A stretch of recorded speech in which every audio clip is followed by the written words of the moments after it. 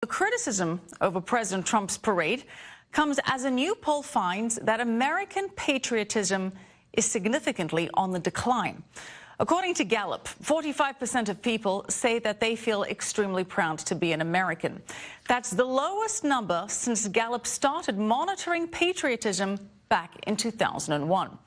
And it's even worse along party lines. Just 22% of Democrats said they felt extremely proud, down 10 points in 1 year.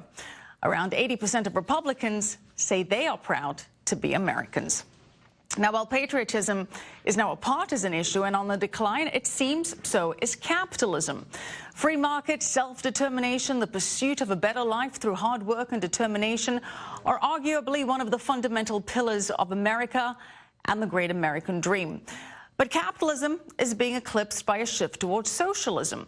Another survey by Gallup finds that 4 in 10 Americans embrace some form of socialism. The same poll also found that Americans were split over whether the U.S. economy is based on the free market or controlled by the government.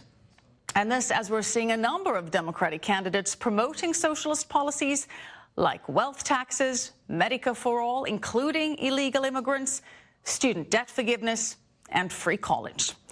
All right, joining me now is Robert Lawson. He's one of the authors of the new book, Socialism Sucks: Two Economists Drink Their Way Through the Unfree World. Thank you so much for being with us. Clearly, we know your position on socialism. I gather that you think it sucks. But according to several polls that we just mentioned, 4 in 10 Americans say they would rather live in a socialist country than a capitalist one. Why are we seeing this rise? We've also got several Democratic frontrunners actively advocating for socialist policies. What do you make of it? Well, part of it is a big misconception about what socialism actually means. And when you press these people about what they mean, they usually point to countries like Sweden. And the first chapter of our book is about Sweden, and it's titled Not Socialism. And the reason is that Sweden's not a socialist country. I mean, in the sense that the private property, the companies are owned by private individuals. People go to work at private companies. Volvo's private. Grocery stores are private. Food is sold by private farmers at Wait, so you're saying the only reason we're seeing this increase is because there's a misconception of what socialism is? Well, not entirely. I think that's a big part of it, is the misconception part.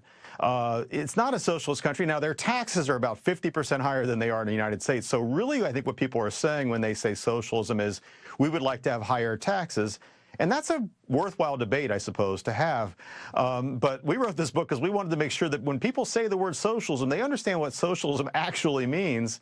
And what it actually means is total state control of the economy. And I don't think anybody should be for that.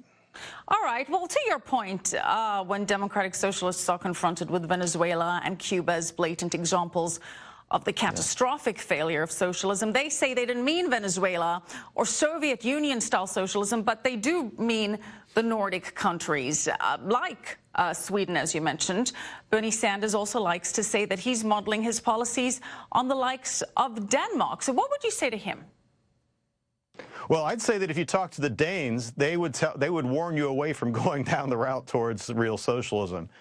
You know, it's funny, though, there is a bit of a moving of the goalposts. Venezuela was the darling of the American left until just a few years ago. Now, those of us on our side of the aisle I was screaming, you know, Venezuela is going to go south because socialism, like Venezuela is doing, always goes south and results in misery and death. It always does. And they would point to Venezuela in the early days as a great success story. And as soon as things don't go well, they say, oh, no, that's not what we mean. So there is a little bit of duplicity going on a lot of people who talk about democratic socialism. They want to own it when it's going well, like it did in the early days of Venezuela when oil was $100 a barrel. But now that oil prices are down and now that the fruits of their socialist planning are really coming to bear, they're now saying, oh, no, that's not what we meant. We want to call them out on that. We say you can't get away, you can't get away with that rhetoric. You know, if you're going to own socialism in the good times, you've got to own it during the bad times. Well, Robert, another argument that democratic socialists like to make regarding Venezuela is that the failure there was not because of socialism, but because of corruption and mismanagement. Now, they do typically seem to go hand in hand. But what do you say to that? That they say that in the U.S. policies would work because they would be managed better, that there wouldn't be as much corruption as in Venezuela, so socialist policies would somehow be successful in the U.S. What do you answer to that? So that's also an old trick that socialists, but they've been playing this since the Soviet Union days. I mean, the idea is, well, when we have real socialism, there's going to be a new socialist man, this sort of uber-evolved creature who's going to put the society above his own well-being. Well, I have news for you. That person's never shown up. It didn't show up in the Soviet Union, it didn't show up in China, and it didn't show up in Venezuela, and it's not going to show up in the United States. For better or worse, most of us get up in the morning and our first thought is what do I want to do today? It's not what am I going to do for the planet or for the country. Socialist man, this utopic, idealistic person that socialists think they're going to create, is a myth.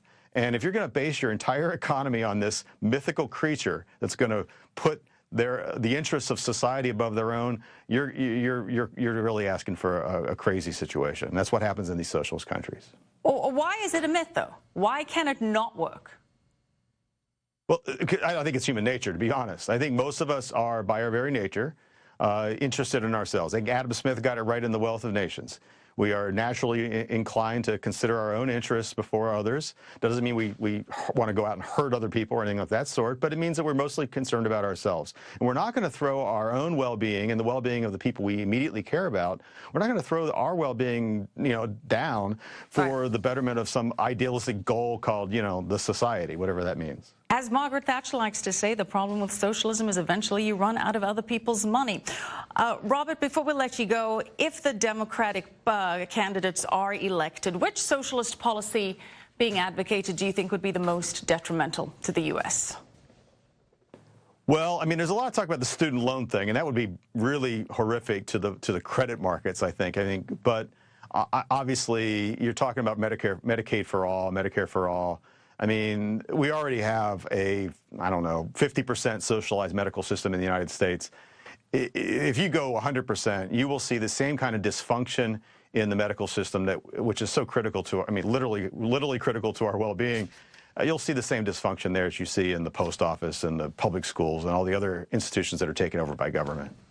Robert, thank you so much. Robert Lawson, appreciate it.